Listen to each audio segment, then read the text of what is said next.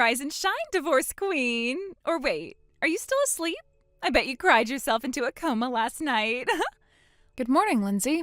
It's 6:24 a.m. I would like to still be asleep, but your messages just woke me up. Well, excuse me for being emotionally invested. I saw your post last night. I had no idea things were that bad with Mark. You should have told me. Well, that's the thing about divorce. It's not exactly something that you want to shout from the rooftops about. I didn't want to make a spectacle of it. Oh, please. It was tasteful, elegant even. After careful thought, we've decided to part ways. Very Gwyneth Paltrow of you. I loved it. I wasn't aiming for a celebrity press release. Just wanted to keep people in the loop without having 30 separate conversations. No kidding. That would have drained you emotionally. I would have just posted a crying selfie and hit post, and then watched as the sympathy poured in. You know, people asking, "Are you okay?" and being all like, "I love you, girl." That's one approach to announcing divorce, I guess. But seriously, I'm actually kind of grateful I saw it when I did. Grateful? Yeah, like now I have time to prepare myself emotionally. Prepare yourself emotionally for what? Oh, nothing for you to worry about. It's just, I'm a very intuitive person. I've been feeling things shifting for a while now. Lindsay, what does that mean? You'll see. I'm working on a few things behind the scenes. Gotta trust the universe, right? Right. Anyway, just wanted to say I support you and that I am so proud of you for finally walking away from that situation. Some of us knew for years that Mark wasn't worthy of you. I appreciate that. Thanks. Like I always said, he had dead eyes. Didn't I say that? You can't trust a man with dead eyes or men who chew ice. Does he chew ice? I bet he does. Not that I've noticed. See, another red flag. Anyway, I'll message again when the timing's right. Just keep your phone close, okay? Lindsay, is there something you want to tell me? Toodles!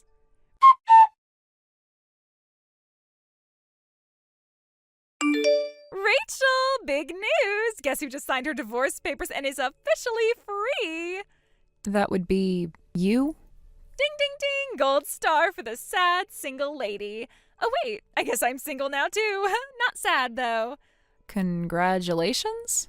Don't say it like that, babe. This is a celebration. I am finally unshackled. And I mean really unshackled. I didn't even fight for the custody of our kids. Wait, what? Yeah, I mean, I thought about it for a second, but honestly, I just didn't want to be tied down anymore. Kids are great, love them to pieces, but they kind of kill the vibe, you know?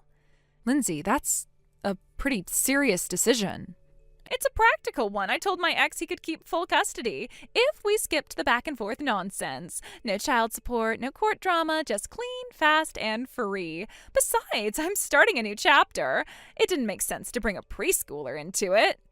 A new chapter, meaning... Me and Mark, duh. Don't play dumb. You know what this is. I saw your announcement and took it as the green light. Universe said, go, girl. So I did. Lindsay, are you saying that you think you and Mark are together? Not think. No, we've had chemistry for years. Those little chats at pickup, the way he looked at me across the parking lot, sparks, literal sparks. I always knew something was there, and clearly he did too. I don't think a few conversations at preschool drop-off mean what you think they mean.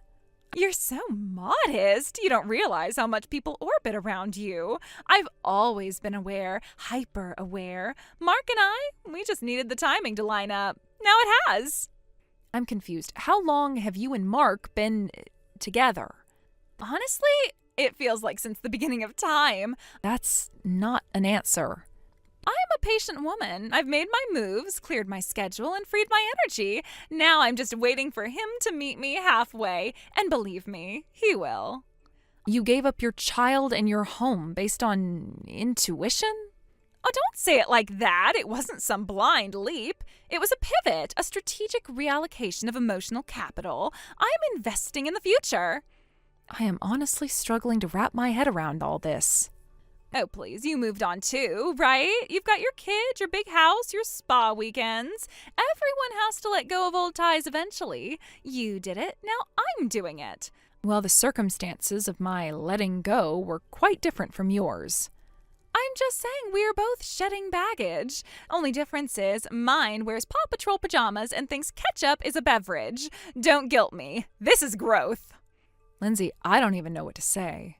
Then don't say anything. Just be happy for me. I'll keep you posted when things with Mark go public. I might even use the same caption you did. It felt really classy. Please don't. Too late. Already screenshotted it. Talk to you later, future maid of honor.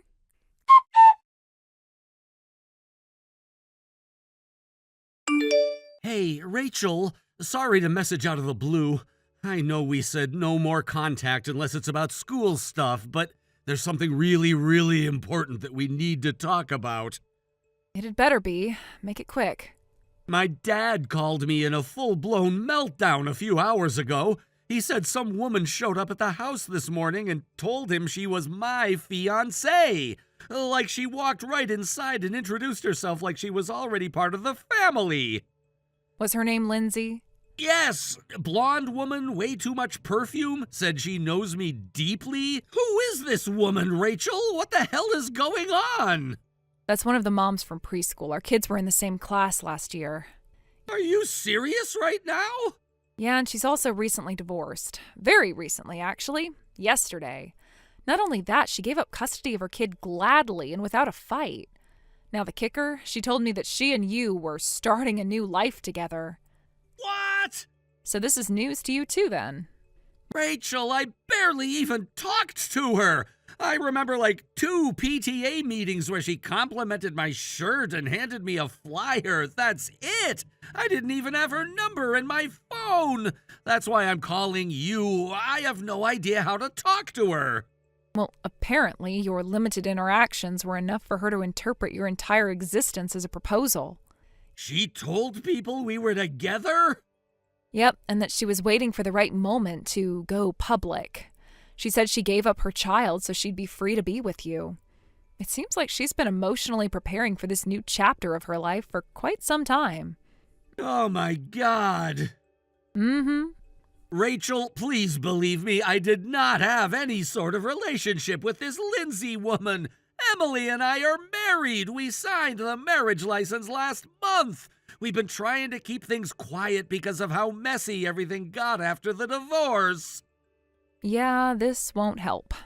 I swear, Rachel, I had no part in this. If I gave her the wrong idea just by existing, I don't know what to say. I'd start with I'm sorry to your dad.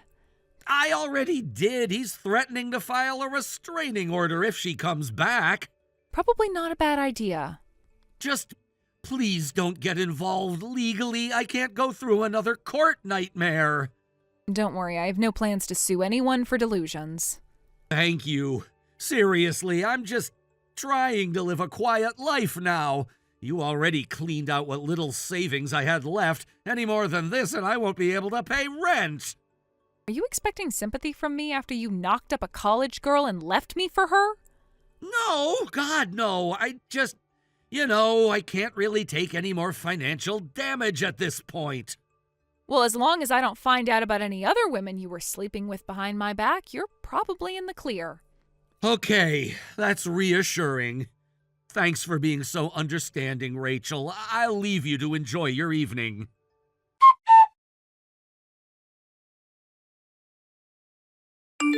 Good morning, sunshine. Today's the day. Movers are coming at 2. Hope you've had time to pack. I gave you a few extra days because I'm not a monster, but it's time, babe. You've closed your chapter. Now it's my turn. I'm sorry, what? Don't be shy. I know it's emotional. Change always is. But this transition doesn't have to be ugly. Let's keep it graceful. Transition to what? To me living there, obviously. Living where? The house, silly. Your old place when you were with Mark. Well, it's our new place now. Duh. It just makes sense, Rachel. That house was always meant to be shared with love. I'm just picking up where you left off. Yeah, I think there's been a massive misunderstanding. Oh, sweetie, I know this must be hard. You're still holding on emotionally. But let's be honest, once you posted that divorce update, it was basically an open handoff. Open handoff? Like, passing the baton. You've had your time, and don't get me wrong, you did great. But now Mark's with someone who really sees him, and that house deserves to be filled with new memories.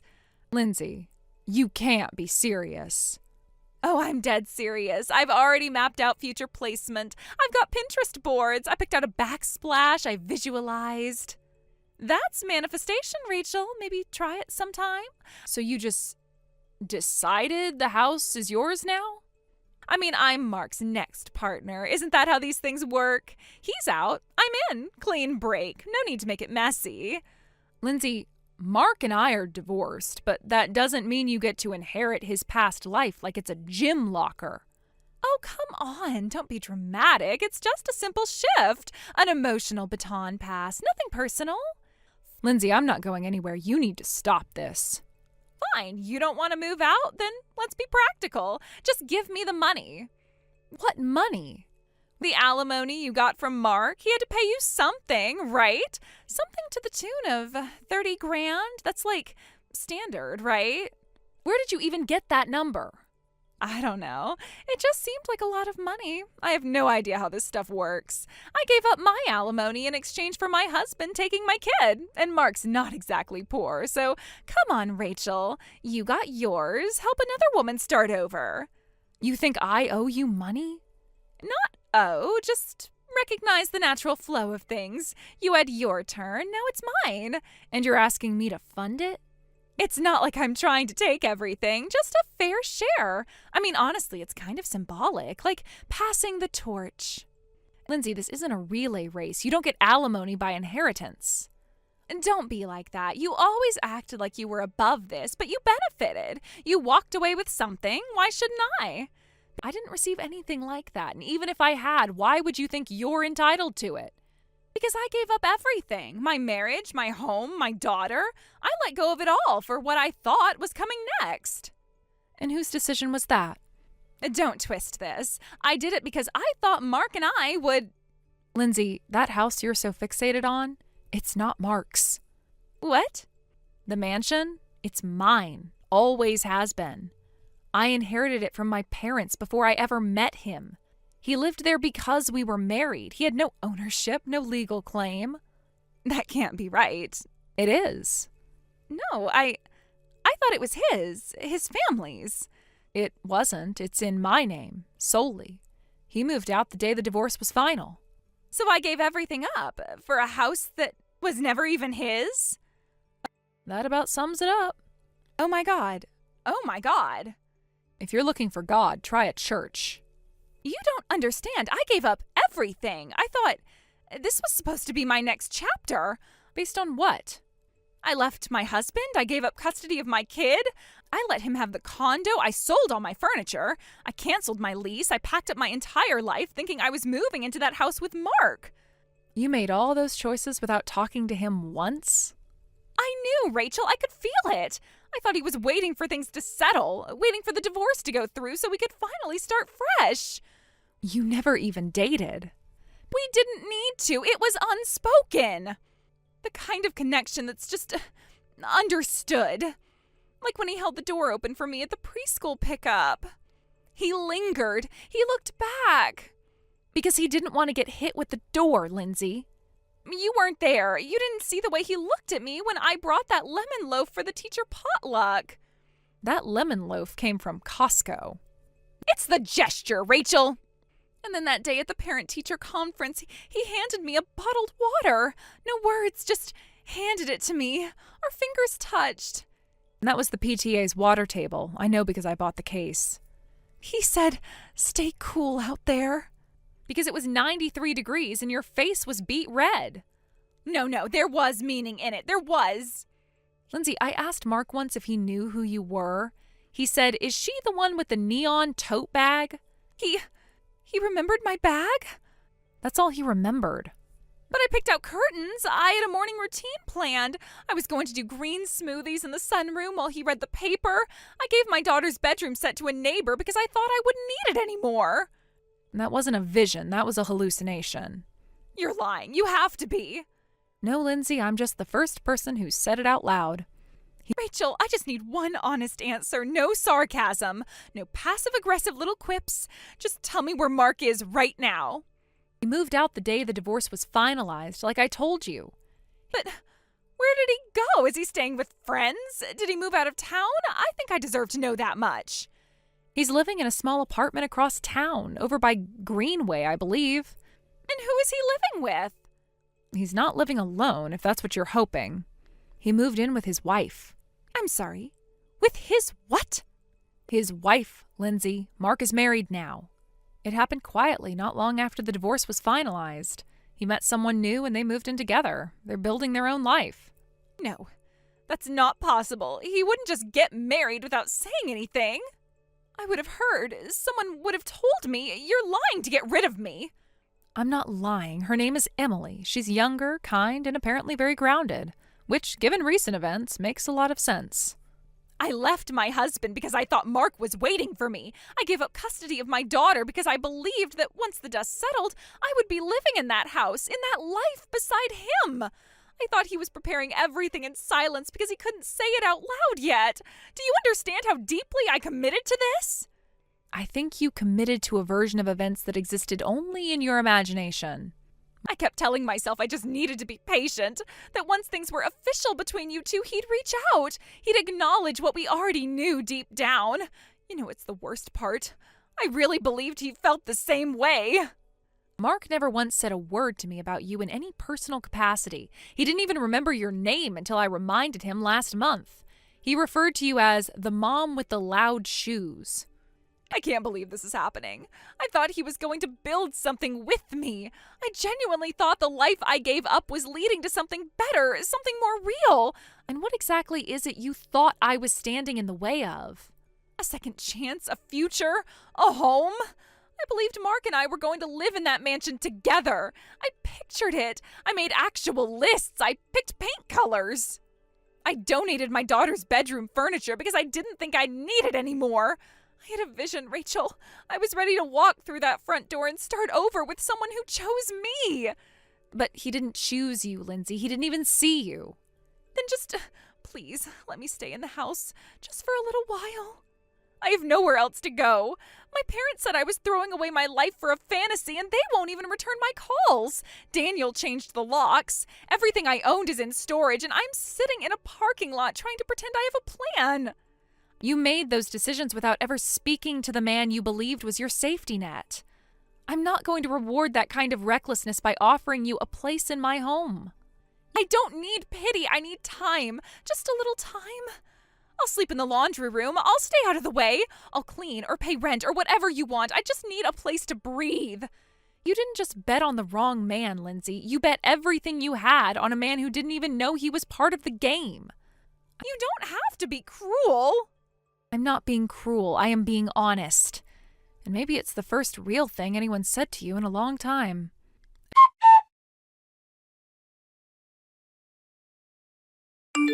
A few days later, Lindsay showed up at the mansion. She must have expected a tearful reunion or some grand redemption arc.